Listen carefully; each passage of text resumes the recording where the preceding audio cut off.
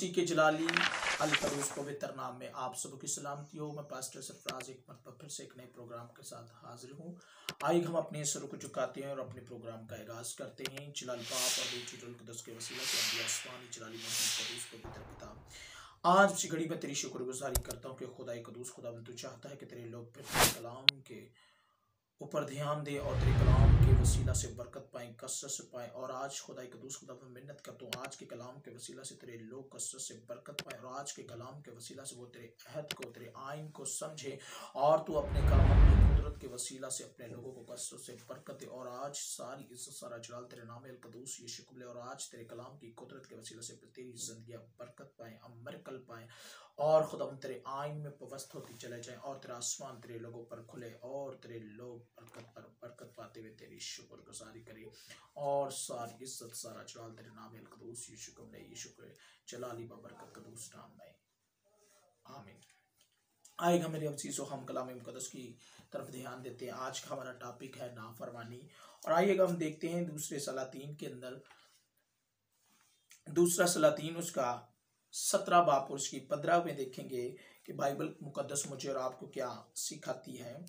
और उसके आइन को और उसके अहद को जो उसने उनके बाप दादा से बांधा था और उसकी शहादतों को जो उसने उनको दी थी रद्द किया और बातल बातों के पैरों होकर निकम्मे हो गए और अपने आसपास की कौमों की तकीद की जिनके बारे में खुदावन ने उनको तकीद की थी कि वो उनके से काम न करें। आमीन। मेरी चीजों, बाइबल मुकद्दस में ये बात हमें सीखने को मिलती है कि खुदा ने जो आइन मुझे और आपको दिए, हम देखते हैं कि खुदा ने बनी इस्राइल को आइन दिए कि तू किसी और मबूद की पैरवाई ना करना, सिर्फ खुदावन अपने खुदा को सजदा करना। और हम देखते हैं कि कई मर्तबा हम मेरे अजीजों खुदा के आइन से फिर जाते हैं, खुदा के हुक्मों को तोड़ देते हैं, खुदा के कवानीन को रद्द कर देते हैं और हम औरों को ताकीद करते हैं, क्योंकि यहां पर लिखा है तो खुदा के अहद को जो खुदा ने हमारे बाप दादा से बांधा, हमने उसे रद्द किया और उसे बातिल करार दिया। तो लाजिम है कि मेरे अजीजों हम खुदा के हुक्मों पर अमल करें, शहादतों पर अमल करें। अगर मेरे अजीजों हम बाइबल मुकद्दस में देखें तो बनी इस्राइल ने कई मर्तबा जो खुदा ने अहद उनके बाप दादा से बांधे उन्होंने रद्द किया, खुदा के आइन को तोड़ा। जब खुदा ने बनी इस्राइल को उस बड़ी गुलामी से निकाला, फिरौन की गुलामी से निकाला, और खुदा ने मर्दे मूसा को हुक्म दिया कि तू मेरी कौम से ये कह कि वो किसी और मबूद के आगे सजदा ना करे। लेकिन लिखा है कि खुदा ने ये सब कुछ जब उनको अहद व हुक्म दिया तो उन्होंने खुदा के कलाम को बातिल करार दिया। जैसे आज भी मेरे अजीजों हम खुदा के कलाम को एक कान से सुनते और दूसरे से निकाल देते हैं और उस पर शनिवार नहीं होते, उसके आइन से फिर जाते हैं, तो हमारे घरानों में क्या है? बेसकूनी है, बेबरकती है, लाचारी है, बेरोजगारी है, तंगी है। क्यों कर है? क्योंकि हम मेरे अजीजों खुदा के आइन को तोड़ते हैं, हम खुदा के हुक्मों पर अमल नहीं करते, हम खुदा के कलाम से फिर जाते हैं। आइए हम जरा सदूम अमूरा को देखते हैं कि जब उन्होंने खुदा के आइन को तोड़ा तो हम देखते हैं कि आसमानों से आग की बारिश हुई। आज भी मेरे अजीजों लाजिम है कि जब हम बनी इस्राइल को देखते हैं, जब उन्होंने अपने लिए बुत बना लिया, और हम देखते हैं कि बाइबल मुकद्दस में उन्होंने जब खुदा के आइन को तोड़ा तो 430 बरस फिर गुलामी में चले, क्योंकि उन्होंने खुदा के आइन को रद्द किया। तो लाजिम है कि मेरे अजीजों अगर आप चाहते हैं कि आप बीमारियों से, मुसीबतों से, दुखों से और तरह तरह की मुश्किलात से आजाद हो, तो ये नमूना खुदा ने हमारे सामने पेश किया कि बनी इस्राइल ने खुदा के आइन को तोड़ा। लेकिन जब उन्होंने खुदा के आइन को तोड़ा तो कितनी बड़ी गुलामी को झेला। लेकिन लाजिम है कि मेरे चीजों हम खुदा के आइन पर अमल करें। जब हम खुदा के आइन पर अमल करेंगे, हमें हिजी के अंदर भी यह बात सीखने को मिलती है कि खुदा यूं फरमाता है कि अपनी रवश पर गौर करो। तुमने बहुत की उम्मीद रखी लेकिन थोड़ा मिला। तुम पीते हो, तुम्हारी प्यास नहीं बुझती। तुम खाते हो पर असुदा नहीं होते। आज भी हमारे घरानों के अंदर, हमारे बिजनेस के अंदर बेसकूनी, कामयाबी, तरक्की नहीं। क्यों कर नहीं? क्योंकि मेरे जीजो, हम खुदा के आइन को तोड़ते हुए नजर आते हैं। हम खुदा के हुक्मों को रद्द करते हुए नजर आते हैं। हम देखते हैं कि अगर हम ईमान के अंदर देखें तो वहां पर यह बात हमें सीखने को मिलेगी कि खुदा यूं फरमाता है कि इस उम्मत के लोगों के दिलों पर चर्बी छा गई है कि वो सुनते हुए उस पर अमल नहीं करते, देखते हुए उस पर गौर नहीं करते। ताकि वो तौबा करें और रज्जू लाएं और मैं उनको मुआफ करूं और उनको शफा बख्शूं। अगर आज मेरे जीजो आप कामयाबी चाहते हैं, तरक्की चाहते हैं और सरफराजी चाहते हैं, शफा चाहते हैं, तो लाजिम है कि हम खुदा के आइन पर अमल करें, उसके हुक्मों को हकीर ना जाने बल्कि उस पर अमल करें। जब मेरे जीजो हम उसके हुक्मों पर अमल करेंगे तब मेरा और आपका आकर मोनेची जो है वो हमें बरकत पर बरकत देगा। आइएगा एक दूसरे हवाला पर जरा गौर करते हैं। मीका के 6 के अंदर देखेंगे और यहां पर हमें एक बात जो है वो सीखने को मिलेगी। उसकी 3 के 4 में देखेंगे और यहां पर हमें एक खास बात सीखने को मिलेगी। आइएगा हम जरा गौर करते हैं। ऐ मेरे लोग, मैंने तुमसे क्या किया है और तुमको किस बात में आज़ाद किया है, मुझ पर साबित करो, क्योंकि मैं तुमको मुल्क मिस्र से निकाल लाया और ग़ुलामी के घर से फिदिया देकर छुड़ा लाया और तुम्हारे आगे मूसा और हारून और मरियम को भेजा। आमीन। मेरे चीजों, यहां पर भी हम देखते हैं कि खुदा जो है वो सख्त रंजीदा हुआ और वो कह रहा है कि मैंने तुम्हारे लिए क्या क्या नहीं किया। मैंने बड़े बड़े काम किए और तुम्हें मुल्क मिस्र की गुलामी से निकाल लाया और तुम्हारे आगे मूसा, हारून और मरियम को भेजा। मेरे चीजों, खुदा जो है वो इस जगह पर रंजीदा है। जब हम उसके आइन को तोड़ते हैं तो खुदा का रूह जो है वो रंजीदा हो जाता है।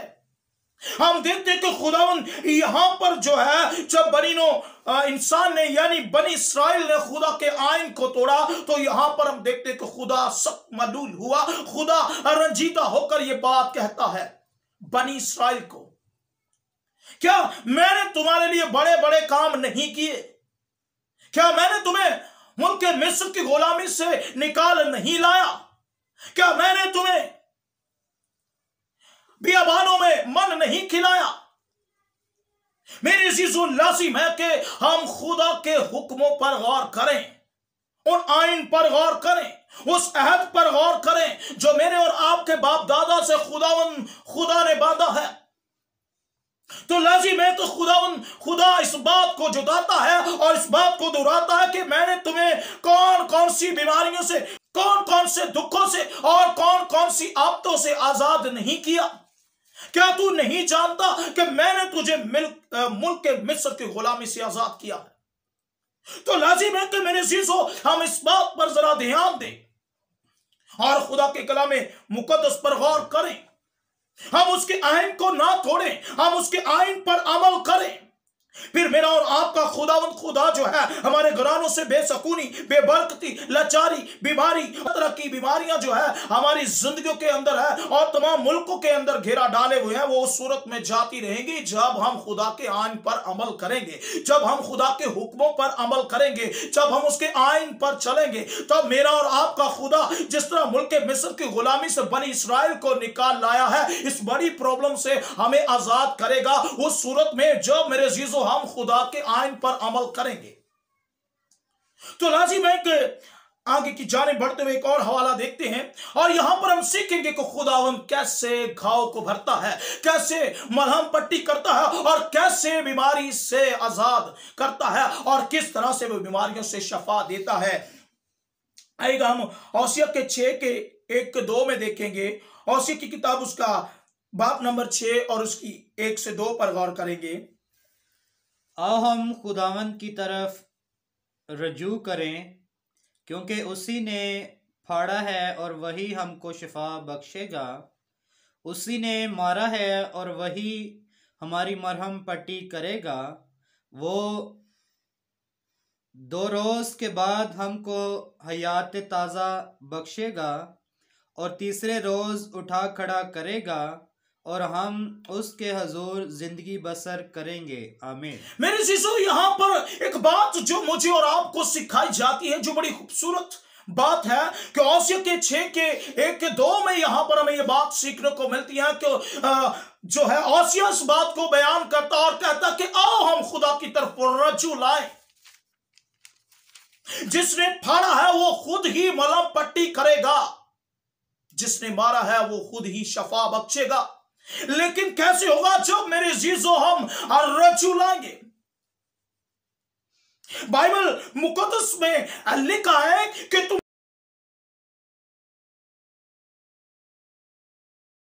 रब्बुल फाद यूं फरमाता है कि तुम मेरी तरफ रज्जू लाओ तो मैं तुम्हारी तरफ रज्जू लाऊंगा। और लिखा आज लाजिम है कि हम खुदा की तरफ रज्जू लाएं। जब मेरे चीजों हम खुदा के आइन पर अमल करेंगे, जब हम उसके हुक्मों पर अमल करेंगे, तो मेरे चीजों वो तमाम बीमारियों से हमें आजाद करेगा। हर तरह की बीमारियों से, हर तरह के दुखों से, हर तरह की बेरोजगारी से, हर तरह की मुश्किलात से वो हमें आजाद की कुदरत रखता है। हर बीमारी का रोग और इलाज उसके पास है। और वो यही फरमाता है कि क्या तुम नहीं जानते कि मैंने तुम्हें मुल्क मिस्र की गुलामी से निकाल लाया हूं और मैंने तुम्हारे लिए बड़े बड़े काम किए हैं और मैंने मूसा, हारून और मरियम को तुम्हारे सामने खड़ा किया है कि वो तुम्हें उस बड़ी गुलामी से मेरे आयत के मुताबिक रिहाई दिलाए। और मेरे जीजो, मैं आपको ये बात सिखाना चाहता हूं कि लाजिम है कि जब खुदावंद खुदा मेरा और आपका आंख और मोनजी है, वो यूं सिखाता है तो तुम मेरी तरफ रज्जू लाओ तो मैं तुम्हारी तरफ रज्जू लाऊंगा।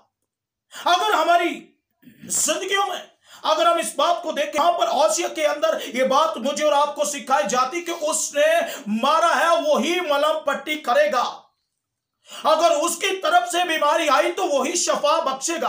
तो लाजिम है कि मेरे जीजों, जो हमें शफा बख्श सकता है, जिसके हाथ में हर चीज उसके ताबे है, जो हर चीज पर कादिर है, तो हम उसकी तरफ रज्जू लाएं ताकि जिंदगी पाए और कसरत से पाए।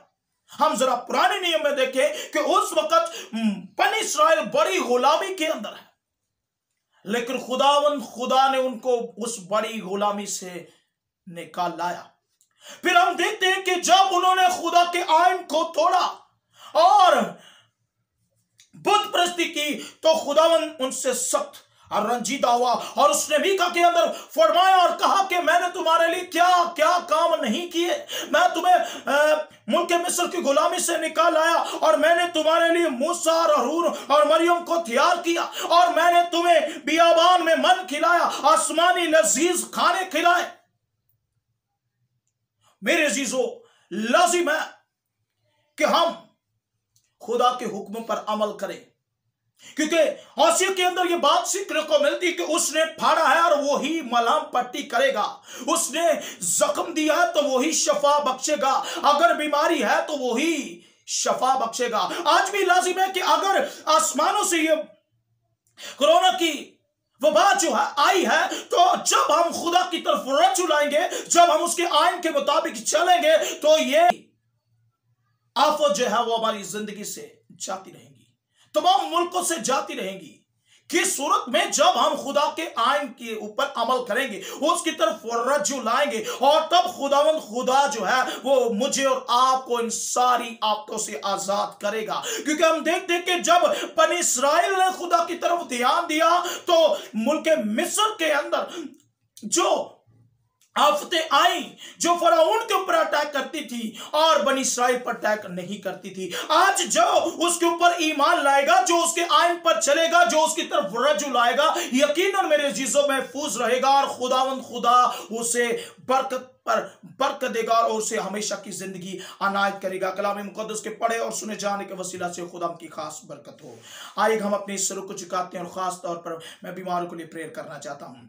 यीशु यहोवा पाक खुदा एक दूसरे खुदा मैं मिन्नत करता हूं, जितने लोग इस प्रोग्राम को ईमान से देख रहे हैं, आज तेरा पाक उनकी जिंदगी में कसरत से काम करे। और खुदा एक दूसरे जितनों ने खुदावंद तेरे आइन को सुना समझा और उस पर ईमान रखा और तेरी तरफ रज्जू लाए, आज अभी और इसी घड़ी पहर तेरा पाक उन पर ठहरे और तेरा आसमान खोले और वो हर तरह की बीमारियों से, हर तरह के दुखों से, हर तरह की बेरोजगारी से, हर तरह की परेशानी से आजाद हो और सारी इज्जत सारा जलाल तेरे नाम अल कदूस यीशु को मिले। यहोवा पाक खुदा कदूस में मिन्नत करता हूं जो पैदाइशी तौर पर गूंगे हैं, जो बोल नहीं सकते, आज उसी घड़ी तेरे कलाम की कुदरत के वसीला से वो बोलना शुरू करे यीशु मसीह नासरी के नाम में।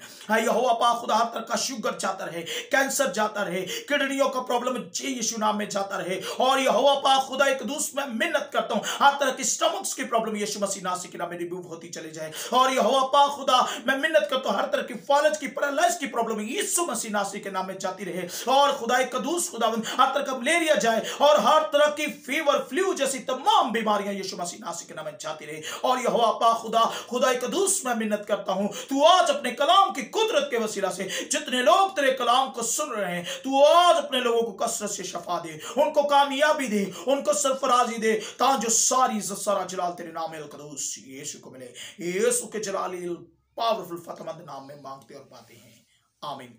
यकीनन मेरे जीजो आज के कलाम के वसीला से आपने बरकतों को हासिल किया और मैं इस बात पर भी ये मान रखता हूँ बतेरों ने आज उसके आइन को सुना और उसके आइन पर अमल किया और खुदा ने अपने कलाम की कुदरत के वसीला उनको ढेरों बरकतों से भर दिया। और इसी के साथ खुदा के खादिम पास्टर सरफराज को इजाजत दीजिए, मिलते एक नए प्रोग्राम के साथ। गॉड ब्लेस यू, खुदा आपको बरकत दे।